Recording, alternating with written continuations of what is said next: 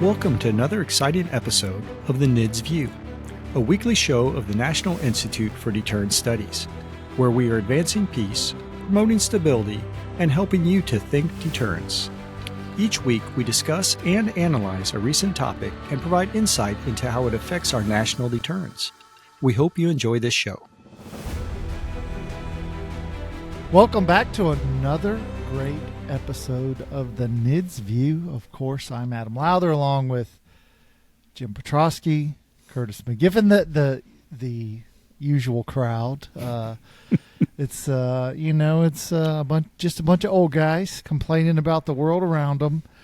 And today we actually have a great topic.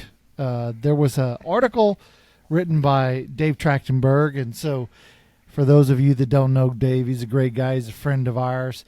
He's at the National Institutes for Public Policy, and he wrote a information series article called How the Lack of a Two-War Strategy Erodes Extended Deterrence and Assurance. And he basically makes the argument that the fact that we historically had a two-war strategy where we would be able to fight two regional conflicts at the same time, and sometime about the turn of the century, we went from fight one and hold the other to just one war strategy plus terrorism, and we've never gone back in this era of great power competition and conflict. We've never gone back to a two-war strategy. And so Dave's article talks about what that actually means, and it was a great opportunity to spur a conversation that is something akin to what Curtis and Jim and I have all been thinking about and trying to understand the implications for it. And so we thought we'd use Dave's article sort of as the spur to that horse to get going on it. So with that, let me turn it over to you first, Jim, because I always turn it over to Curtis. And so let's go to Jim first. And you read the article. What was your take? And as the ground pounder in the group, as a career Army officer, you may have a different take on this than Curtis as the airman and I as the sailor do. So what was your take? All right. Well, I'll take that setup as being the smart guy in the room. So, yeah, I appreciate that intro. So, yeah, I read through, and after I say I'm the smart guy in the group, I read this and I say I'm a little confused as to really the full context of this, and hopefully in this podcast we'll actually sort that out. So maybe I'll lay a framework for that. For that confusion or whatever misunderstanding I have here, because if we look at the global situation right now, and even in some of the changes we made early in the 2000s, we've always looked at the globe as being multiple regions of instability.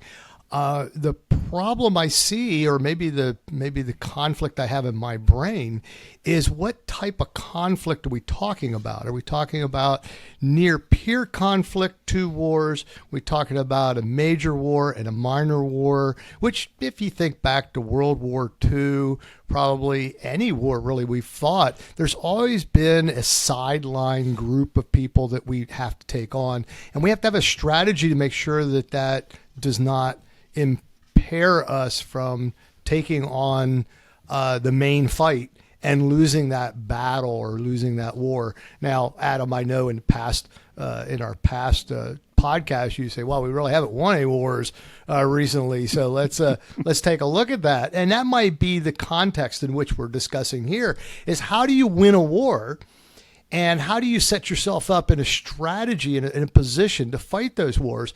And I think, those that have listened to us, and I'm part of the crowd of the three of us together that tends to be very hawkish in this and saying, we need to have deployed forces. We need to have a show of force. We need to tamp things down early and show strength where it will deter our adversaries from trying anything, especially what I call the ankle biters, the ones that'll distract you from the main fight.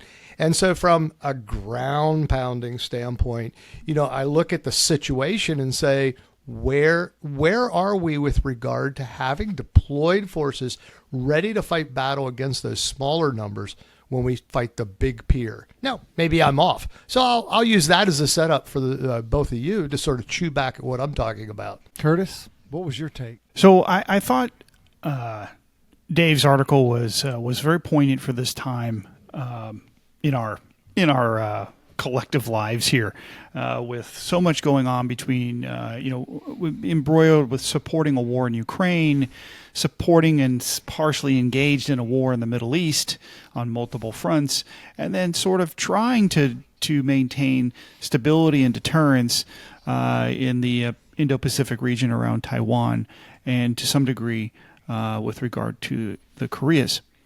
And so there's a lot of question about that. And I thought Dave brought up some really good points, especially for those out there who are staunch believers in conventional deterrence, and that the idea that a strong military, that we can do with less nuclear weapons if we have a strong conventional military. And I think his article is an indictment on our inability to produce that strong conventional capability. When you add that to the rankings of the Heritage Foundation that did their military index for 24, they found I think they graded the Army as marginal. They let me try to find my notes here. They graded the Army as marginal, barely able to produce enough capability for one major regional conflict. They graded the Navy as weak, where they only have 297 of the expected 400 ships that they should have in order to fulfill a 2 MRC strategy. They rated the Air Force as very weak, as not being able to produce or meet the goals, with only having 897 combat-coded aircraft when they think they would need about 1,200. Of course, the Marine Corps always rates very strong. They rate the Space Force as marginal and the nuclear as marginal, taking those out, sort of combining of all the services. Very interesting report I highly recommend. What's more interesting, though, is this idea of what is the 2 MRC strategy. And it's really born from the end of the Cold War. And when in 92, Bush 41 set this base force idea, which was basically a 25% cut from the Cold War high, or wherever we were at the time of the fall of the Soviet Union. And I remember in his re-election campaign, it was, we were going to cut this far and no further. And of course, he lost, and the Clinton administration came into power, and with that came Les Aspin, a congressman who had been on the House Armed Services Committee for years, finally got to be the Secretary of Defense, and his goal was to come in to that program with a cleaver. And in an effort to try to cut the military and save money and all of these sorts of things, he did what was called the bottom-up review and created this idea of what is a 2 MRC strategy, or which later evolved into a win, hold, win. And that got out into the public before they had really refined it. And so it sort of became political. And so they sort of held to this 2 MRC strategy, even though there may be some delays built into it. And then that goes in through the 90s when the Quadrennial Defense Review shows up. But taking all of this into account, I'm not sure that we have ever had a 2 MRC capability. And this is sort of my why I think that what Dave Trachtenberg is talking about is really somewhat of an indictment on our efforts. Because in the end, it has an impact on our allies and our meeting. And I'll leave the listeners with this before I pass it back. Very interesting, in the 1997 Quadrennial Defense Review, then Secretary of Defense Cohen made a statement where he said the 2 major, at that time it was called a major theater war requirement, was described as the defining capability of a superpower. A mere 1 theater capacity, quote, would risk undermining both deterrence and the credibility of U.S. security commitments in key regions of the world, unquote. And which would weaken in their minds the alliance network and any coalitions. The QDR stated flatly that if the U.S. dropped its ability to defeat aggression in more than one theater at a time, our standing as a global power, as a security partner of choice, and as a leader of the international community would be called into question. This is what we thought about in 1997, and I would argue this is what Dave Trachtenberg is talking about in 2024. Hey, Curtis, before Adam jumps in there, I noticed you rightly just ignored some of the things I said so you could get to your piece. And it was good piece. Don't get me wrong. I'm not saying you were said anything bad. But the piece, and maybe you said it, so I'm just curious if you could do it or say something, is I looked at this.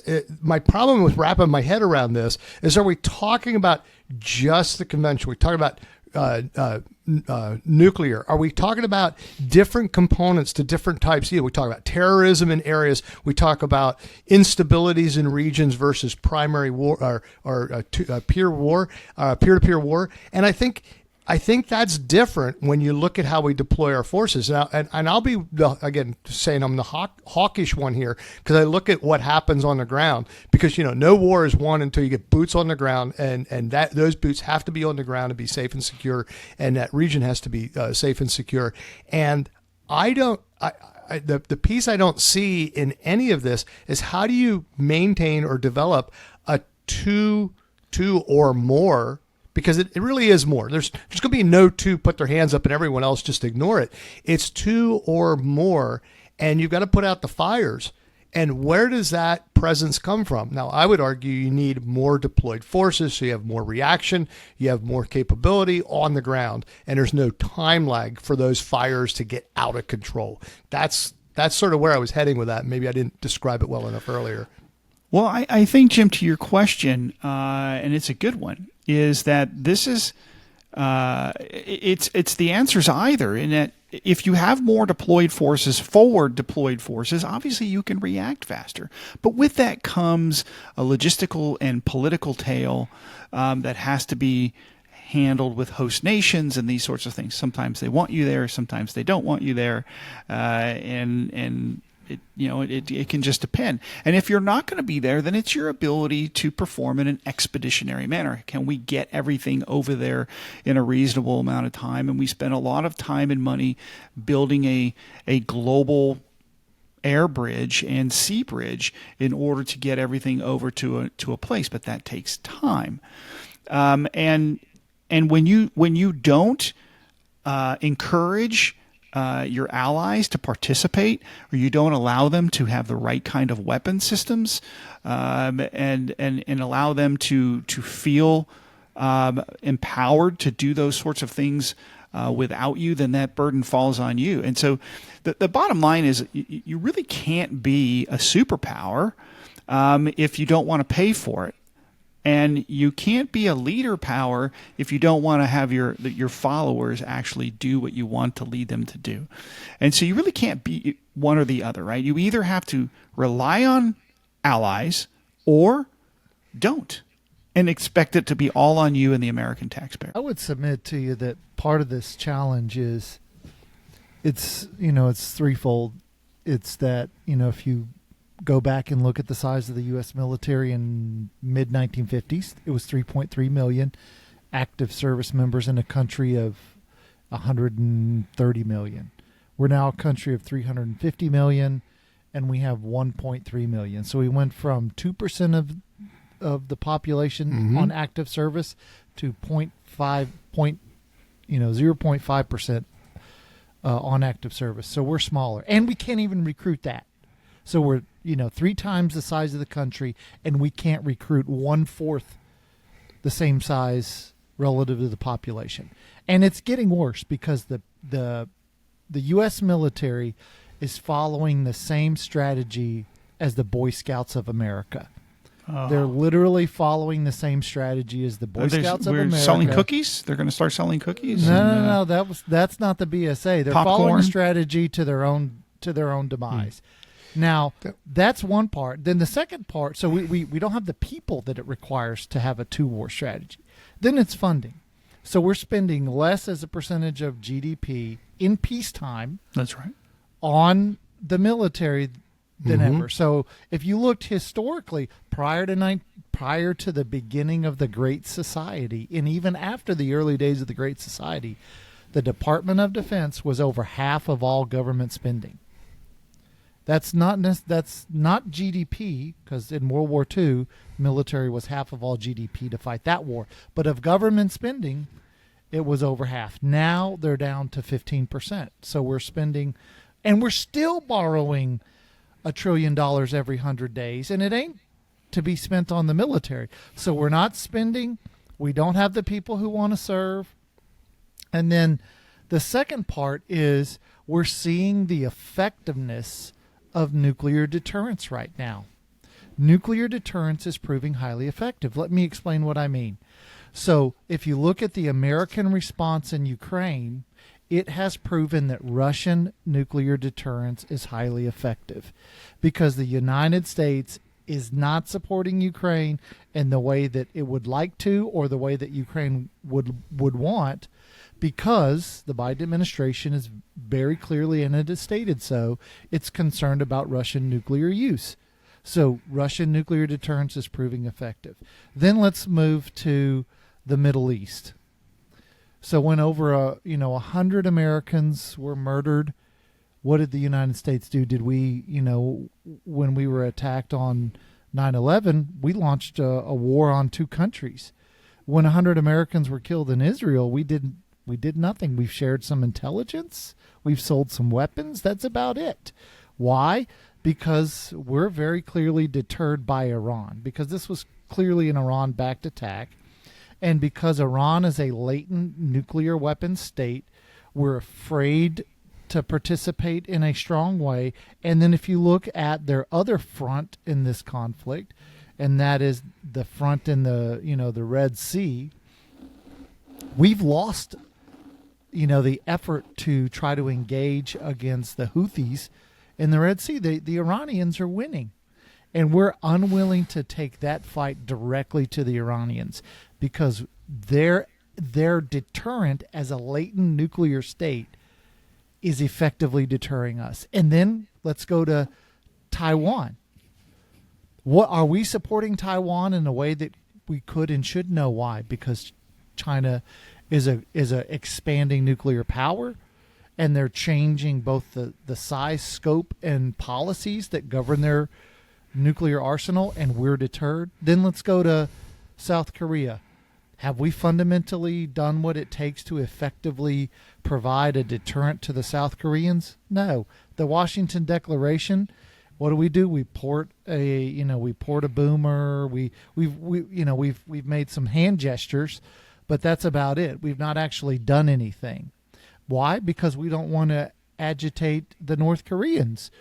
And so what it's proven is that this idea that we're going to have a 2 MRC strategy is total garbage. We can't do it. We can't even do tiny conflicts anywhere and do those well.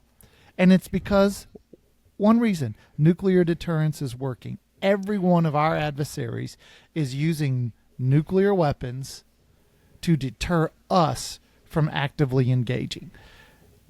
To me, this is how I read this. And Dave's article is a good one, and he makes good points.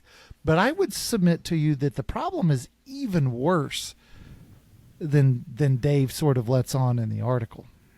Yep, but Adam, I absolutely agree on that nuclear deterrence side. But, and again, maybe my angle is a little bit different, but our commitment to having, boots on the ground, airmen on the ground, seamen on the ground. I don't know if that sounds right.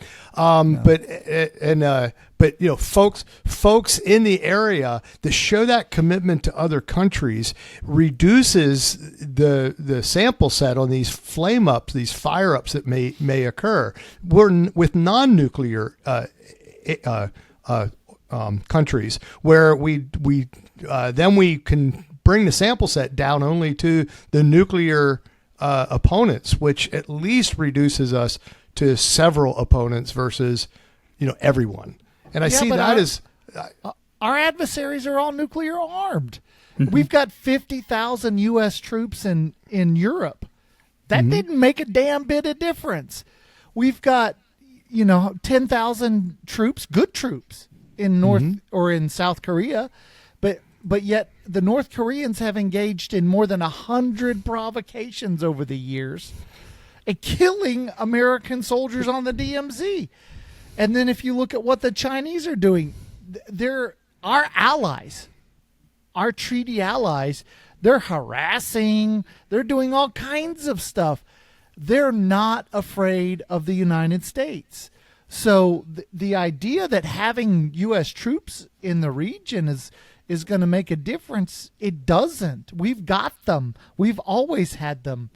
It's something other than having troops there, because if we doubled American troops in Europe, do you think the Russians would be scared at that point? I don't. Well, let me add, Adam. It's a fascinating assessment of that article. I confess I hadn't looked at it that way, and I'm embarrassed that I hadn't seen it that way. So thank you for making me a little bit smarter. Let me just react to a couple of your arguments here. First of all, with regard, I think you're spot on. I mean, everybody who we are, got our dukes up with is basically either a nuke power or under the wings of a nuke power. But so let's look at this. I mean, we're talking about, there was an article recently, and I apologize, I don't remember the gentleman's name. I think it was in War on the Rocks or Real Clear Defense. I feel bad. I should be more prepared. But his argument is that Iran has weaponized the threat of making nuclear weapons. They essentially are behaving like a nuclear deterrent power without any nuclear weapons, just because they are able to make the threat to say, if you keep doing it, we'll go nuke in a week. So maybe that's a methodology for Japan in the future, or perhaps even South Korea. If Iran has proven that they can weaponize just the threat of the possibility, maybe there's something there. Let me push over to North Korea. They just had a defense pact agreement with Putin. This totally changes, I think, the meaning of the Washington Declaration. And I actually think the South Koreans, not only should they relook their decision to not to garner nukes on the peninsula, either organically or from an ally, that they should start discussing that, because President Yoon released a statement that said he wasn't going to pursue nuclear weapons because he did not want to immiserate the country economically by the sanctions that he believes South Korea would be put under for proliferating. In other words, he was more scared of his allies than he was of his adversary in what they would do to him in peacetime. And I think that is the mark of not a very good ally. And so we should be concerned about. You mentioned harassing our allies in theater by the Chinese. I think you're referring to the Philippines. Sure. And you're right, they are an ally. But let's remind our listeners that the Philippines ratified the treaty on the prohibition of nuclear weapons. TPNW. The TPNW. It is illegal for them to accept our nuclear deterrent, or to allow us to even have nuclear weapons anywhere near their waters or their borders or any of that. So they are pretty well in an isolated manner, in the sense that they are a conventional ally in that sense. And that's why I would hear, even on this podcast, if there's anyone from the Philippines listening, I highly recommend that you petition your government and de-ratify that treaty. Is that the right word, Adam? De-ratify? Withdraw. Fair enough. And so those are just a couple things here. And I think to Dave's article here, the effect on extended deterrence, the idea that if our allies, we argue in that nuclear extended deterrence, that if we don't provide enough deterrent, they may nuke up. Or the value of our nuclear extended deterrent threat is that they won't nuke up.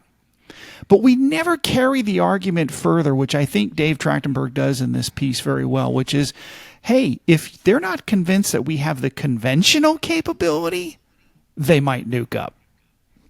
Because they don't have the conventional capability, either because they can't afford it or they don't have the population for it or whatever the case may be. And so if we're going to try to replace our conventional capability as an extended deterrent so that we don't have to have more nukes, then we've got to decide how we're going to spend money. And the FY25 NDAA has a 1% increase. And with a 3% inflation rate plus, that is a 2% cut. That is the wrong time to be cutting. And this administration, unfortunately, is the one doing that cutting. Well, the big problem, this is one of the things we never talk about, because this is one of the challenges with being a defense person, and especially being a nuke person, because we segment and we segregate our arguments to, the very technical and very specific, but we don't talk about the broader one. Like the broader one we're going to have to talk about is we're going to have to engage in a guns versus butter debate. And what do you get? Is America a better, stronger country because we spend, $2 trillion a year in the redistribution of wealth? And I can tell you, I've never seen a study that says economic growth goes up as you redistribute more income. In fact, it does the opposite. It goes down. Countries are not stronger for spending more on butter. They're not.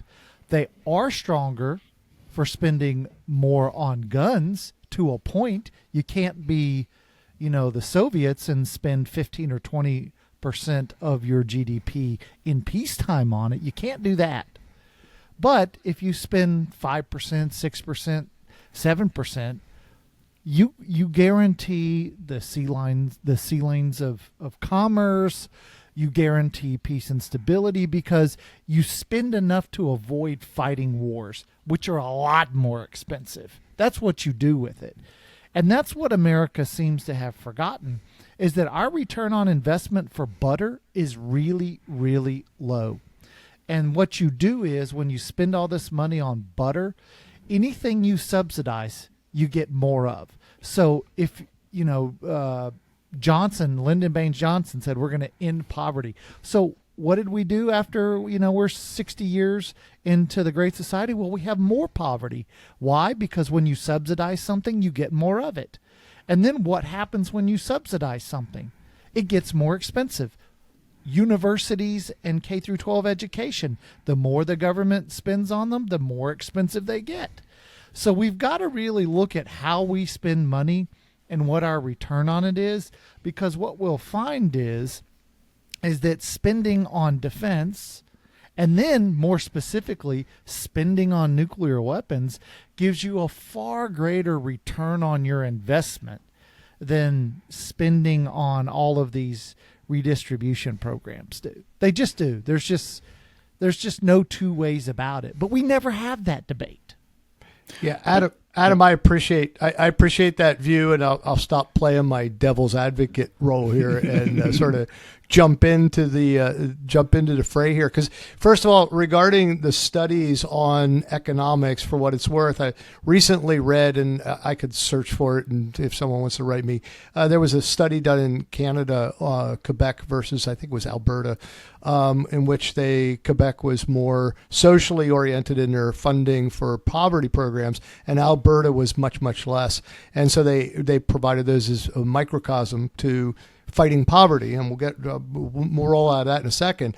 But my point is, poverty actually was increased with social programs that funded poverty, which leads to your point. But the real question here is the question of what does the lack of what does the peace and prosperity buy us aside from the funding part of it? It also provides us the many things that I'm wearing for those on the YouTube cast, you'll see I'm wearing my 4th of July clothing because we are recording this the day before 4th of July, in which we celebrate independence, and we want to have the freedoms, those freedoms that allow for economic freedom and personal freedom that we have fought for and paid for already. It's been bought and sold already.